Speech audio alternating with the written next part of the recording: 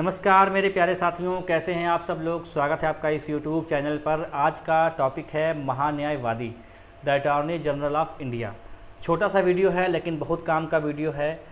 इसे आप लोग कहीं पर भी स्किप मत कीजिएगा। अगर आपने इस वीडियो को ओपन कर दिया है, क्लिक कर दिया है इस वीडियो पे, तो इसको देखें ज़रूर, क्योंकि मुझे लग रहा है कि इसको आपको देखना चाहिए था, इसीलिए आपने इस पर क्लिक किया है। ठीक है, जो सर्च करते आए हैं, जो हमारे पहले से ही मेहमान जुड़े हुए हैं, सब्सक्राइबर्स हैं, वो सभी इस वीडियो को ज़रूर देखें। ठीक है, तो महान्यायवादी ये क्या होता है। महान्यायवादी, जैसे आप लोगों ने सुना होगा कि ये बहुत बड़े वकील हैं, बहुत बड़े जज हैं, है ना। बहुत लोग ताने मारते हैं, बहुत बड़े वकील हैं, ये बहुत बड़े जज समझते हैं अपने आप को। इसी प्रकार से एक महान्यायवादी होता है, ये भारत का प्रथम विधि अधिकारी होता है। आपसे क्वेश्चन बनता है कि भारत का प्रथम विधि अधिकारी कौन होता है, तो बहुत लोग समझते हैं कि ये सुप्रीम कोर्ट का जज होता है, लेकिन नहीं। प्रथम विधि अधिकारी होता है महान्यायवादी, यानी attorney general of India. Solicitor भी होते हैं, वो इनके अंडर में काम करते हैं। महान्यायवादी एक संवैधानिक पद है, ठीक है, ये संविधान में इसका वर्णन किया गया है, लेकिन जो सॉलिसिटर होते हैं उनका वर्णन नहीं किया गया है। जैसे आपको बताया जाए कि प्रधानमंत्री हैं, उप प्रधानमंत्री हैं, मुख्यमंत्री हैं, उप प्रधानमंत्री। तो जो प्रधानमंत्री है ना या उप मुख्यमंत्री है, इनका कोई जो पद है ना वो संविधान में नहीं लिखा गया है।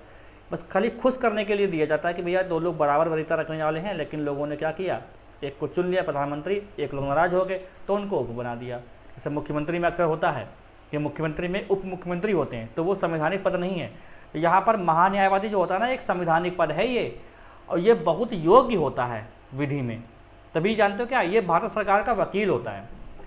अब आप लोग कहेंगे सर भारत सरकार का वकील, इसकी क्या आवश्यकता पड़ गई। तो इसकी आवश्यकता पड़ती है क्योंकि बहुत सारे ऐसे विवाद होते हैं जिनको सरकार को आवश्यकता पड़ती है एक वकील की। तो ये सरकारी वकील होता है और सरकार का प्रथम सबसे बड़ा वकील होता है। ये सरकार के, भारत सरकार के जितने भी मामले होते हैं वो इसके अंदर में, यानी महान्यायवादी देखता है। ठीक है, तो यहाँ पर देखो भारत सरकार का क्या है, ये कानूनी सलाहकार है। आपसे क्वेश्चन बनेगा प्रथम विधि अधिकारी कौन है, तो भारत का प्रथम विधि अधिकारी होता है महान्यायवादी। ठीक है, जज नहीं होता सुप्रीम कोर्ट का। तो भारत सरकार का कानूनी सलाहकार होता है ये। और यहाँ पर देखिए लिखा हुआ है कि भारत सरकार का मुख्य कानूनी अधिकारी अथवा प्रथम विधि अधिकारी होता है ये। ठीक, ये देखो लिखा हुआ है, होता है ये। ठीक है, और देखिए इसके लिए आर्टिकल है भाई, इसके लिए आर्टिकल अनुच्छेद 76 अनुच्छेद में, ठीक है, महान्यायवादी की एक व्यवस्था की गई है, जिसमें हम देखते हैं कि इसकी नियुक्ति जो होती है, ठीक है, नियुक्ति की जाती है राष्ट्रपति के द्वारा। राष्ट्रपति के द्वारा इसकी नियुक्ति की जाती है। अब राष्ट्रपति जिसकी नियुक्ति करते हैं ना, वो राष्ट्रपति अपने विवेक से काम नहीं करते। राष्ट्रपति खाली कठपुतली होता है भारत का। ठीक है, ऐसा होता है कि जो ज़्यादा ही हस्तक्षेप कर रहा होता है ना, सीनियर कोई पॉलिटिशियन, तो उस पार्टी के लोग क्या करते हैं, उसको राष्ट्रपति बना देते हैं। अब राष्ट्रपति बना देंगे तो वो कुछ कह नहीं पाता है फिर।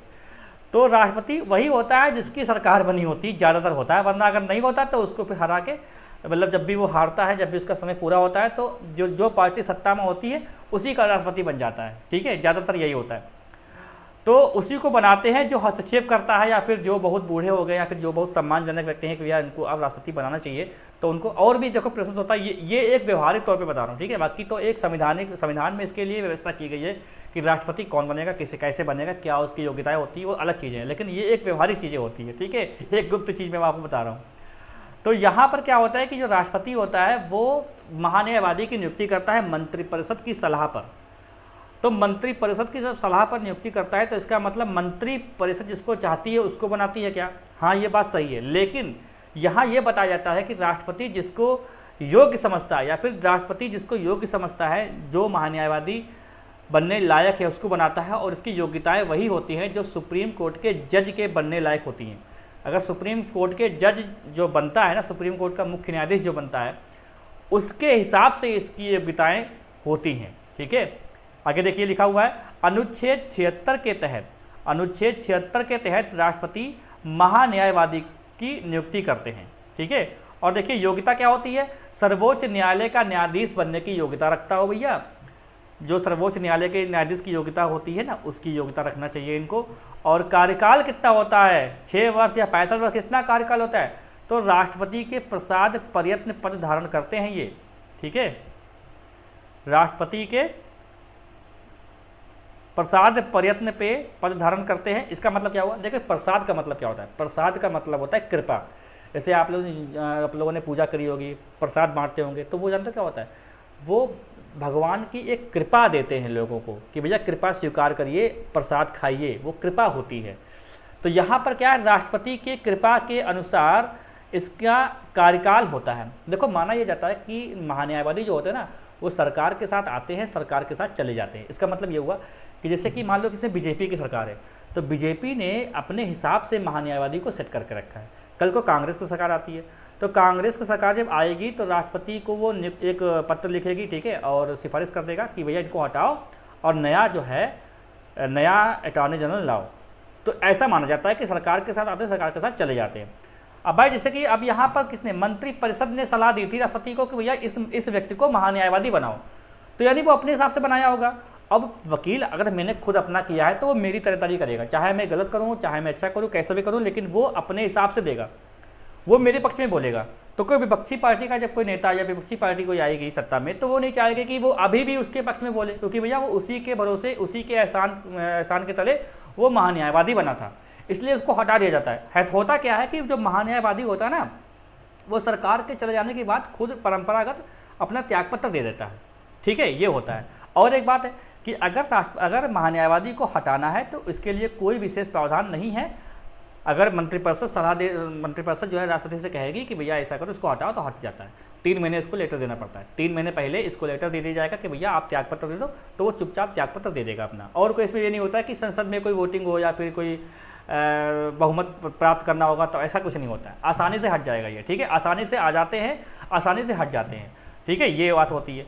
कर्तव्य और कार्य क्या इसके होते हैं? देखो कर्तव्य क्या होते हैं कि वह भारत सरकार को विधि संबंधी ऐसे विषयों पर सलाह दे जो राष्ट्रपति के द्वारा सरकार को सौंपे गए हैं, ठीक है, राष्ट्रपति द्वारा सरकार को सौंपे गए। राष्ट्रपति जो होता है ना, वो ऐसा होता है, साइकिल होती है, ये साइकिल चलती है राष्ट्रपति की। मंत्रिपरिषद जो भी नियम होती है वो राष्ट्रपति को बताती है, और राष्ट्रपति फिर वही वापस करता है इनको कि भैया आप सही से काम देखो। अब इसके बीच में जो चैन चली है ना, ये कैसी है, ये विधि संबंधी कैसी है, ये सलाह देता है, कौन देता है? हमारा महान्यायवादी देता है कि ये विधि संबंधी सही है कि नहीं है, कानूनी के तौर से सही है कि नहीं सही है, ये इस पर सलाह देता है। राष्ट्रपति के द्वारा महान्यायवादी को समय समय पर सौंपे गए कानूनी कार्यों का पालन भी करना चाहिए, ठीक है, राष्ट्रपति के द्वारा। तो राष्ट्रपति ने अगर महान्यायवादी से कहा कि भैया ये जो कार्य आपको दिए हैं इसका आप पालन करो, तो वो करेगा, कानूनी मतलब एक विधि के अंतर्गत, ठीक है।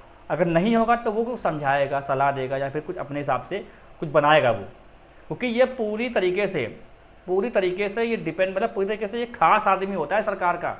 चाहे सरकार कुछ भी करे, ये उसके विपक्ष में कभी नहीं खड़ा हो सकता, ये नहीं कह सकता अरे बाबूजी तुम तो गलत ही हो, समझ नहीं रहे हो तुम गलत ही हो, तुम बात मानो, ये केस पीछे कर लो, ये कभी नहीं कहेगा वो मतलब सरकार के पक्ष में हमेशा खड़ा रहेगा ये महान्यायवादी, चाहे वो गलत हो चाहे सही हो, ये उनके विपक्ष में कभी नहीं जाएगा, ना कभी मिल सकता है, ठीक है।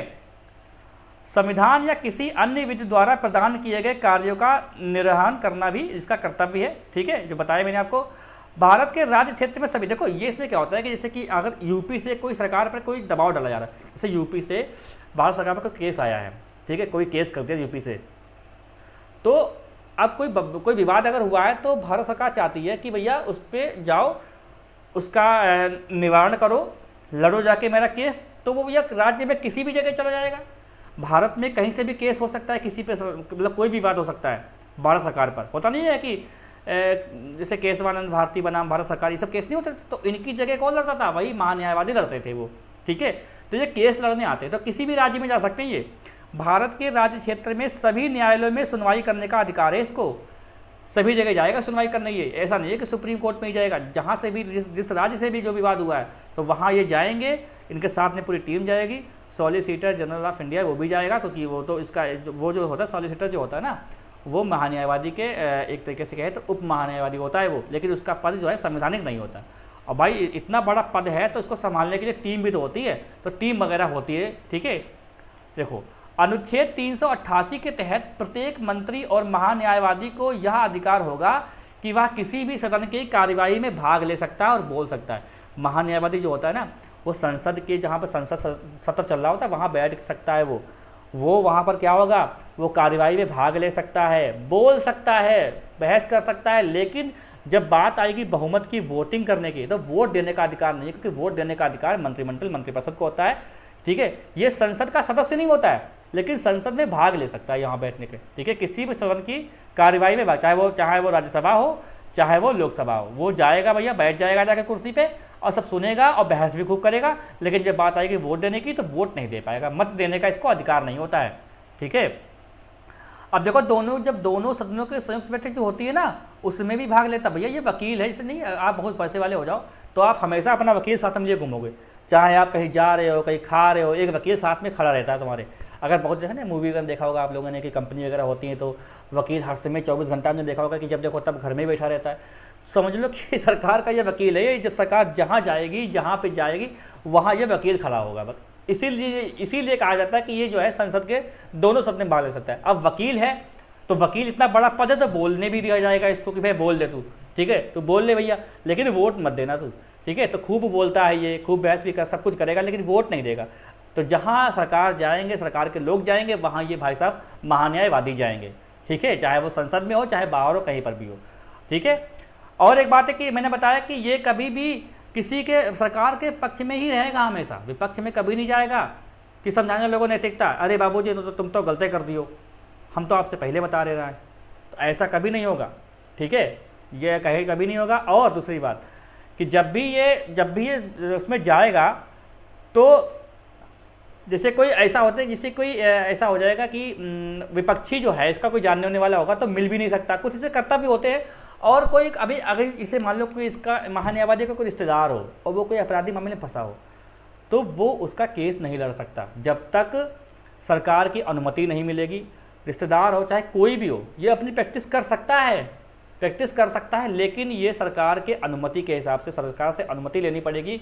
ये प्राइवेट केस नहीं देख सकता है, प्राइवेट केस तब देखा गया जब सरकार से अनुमति मिलती है, फिलहाल ऐसा करते नहीं है। ठीक है, देखो मगर महान्यायवादी को सदन में वोट देने का अधिकार नहीं है, क्योंकि वह मंत्रिपरिषद का सदस्य नहीं होता, जैसे मैंने बताया आपको।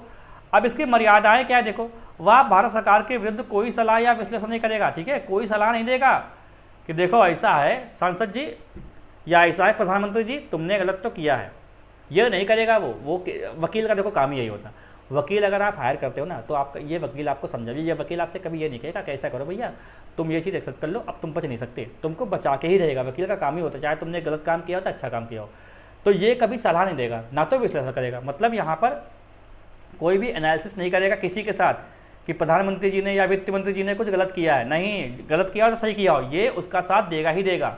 ये इसकी मर्यादाएं होती हैं। ठीक है, जिस मामले में भारत सरकार की ओर से पेश होना है ना, उस पर टिप्पणी नहीं, वही बात हो गई, पता लगा कटघरे में खड़े हैं और वित्त मंत्री के बारे में कह रहे हैं हाँ जज साहब गलत तो करीन है लेकिन देख लो, तो ऐसा नहीं हो सकता कि हाँ जज साहब वित्त मंत्री ने गलत कर दिया है, ऐसा नहीं हो सकता। वो कहना ही पड़ेगा तुम्हें, सही से तुम्हें देखना ही पड़ेगा, तुम्हें जिताना ही पड़ेगा केस को, ये मर्यादाएं होती हैं। ठीक है, बिना भारत सरकार की अनुमति के बिना वह किसी आपराधिक मामले में किसी व्यक्ति का बचाव नहीं कर सकता, जैसे मैंने बताया अभी। ठीक है, ये अनुमति लेनी पड़ेगी। बिना सरकार की अनुमति के वह किसी परिषद या कंपनी के निदेशक का पद ग्रहण नहीं कर सकता। देखिए ऐसा होता है कि ना, जैसे निदेशक होते हैं जो वकील वगैरह बहुत बड़े होते हैं ना, तो कंपनी का निदेशक बन जाते हैं, तो वो बिना सरकार की अनुमति के बिना ऐसा नहीं कर सकते। ये तब तक जब तक ये सरकार के महान्यायवादी रहते हैं तब तक नहीं हो सकता। ठीक है, और मैंने बताया कि महान्यायवादी का कार्यकाल कोई फिक्स नहीं होता है, ये जब भी चाहे राष्ट्रपति उसको अपने पद से हटा देगा। बस 3 महीने पहले इनको एक लेटर देना होता है, तो 3 महीने के अंदर जो है 3 महीने पहले लेटर दे दिया जाएगा, तो महान्यायवादी जो है अपना इस्तीफा राष्ट्रपति को दे देगा। तो महान्यायवादी अपना जो इस्तीफा है वो राष्ट्रपति को देता है। ठीक है, चलो प्रथम महान्यायवादी कौन थे, तो MC शीतलवाड़। देखो कितना लंबा कार्यकाल है, 1950 से 63 तक ये रहे थे, 1950 से 63 तक। और वर्तमान में कौन से हैं, तो वर्तमान में महान्यायवादी का नाम है R वेंकटरमणी। ठीक है, इससे पहले वेणुगोपाल थे, अब बदल गए हैं, R वेंकटरमणी फिलहाल तो यही हैं जो मुझे दिखा रहा है। ठीक है, तो ये एक छोटा सा टॉपिक था। आप लोग बताइए कैसा लगा आपको वीडियो, और कुछ अच्छा लगा हो तो वीडियो को लाइक कर दे, प्यारी से कमेंट छोड़ दे। चैनल पर जो लोग नए हैं वो चैनल सब्सक्राइब कर लें, बेल आइकन दबा दें, जिससे वीडियो का नोटिफिकेशन आपको मिलता रहे। कोई सुझाव हो तो आप दे सकते हैं, और अगला टॉपिक बहुत ही जल्दी आएगा बहुत ही अच्छे एक टॉपिक के साथ। तब तक के लिए नमस्कार।